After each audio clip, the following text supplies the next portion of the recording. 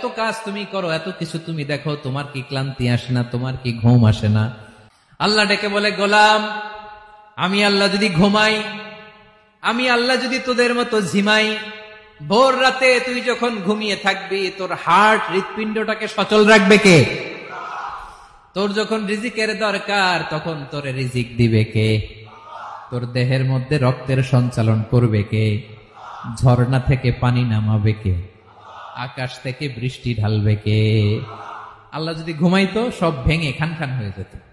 এখন আমাদের মতো আল্লাহ যদি ঘুমায়, আমার মাঝরাতে কিছু লাগবে, আমি যাবো কার কাছে? উনি তো ঘুমাইতেছি। কথা বলেন। আমার গভীর রাতে কিছু দরকার, তখনও আমার আল্লাহর দয়ার দরকার আছে না নাই? এজন্য আল্লাহ বলেন, লা তাখুযুহু সিনাতুন ওয়ালা নাওম।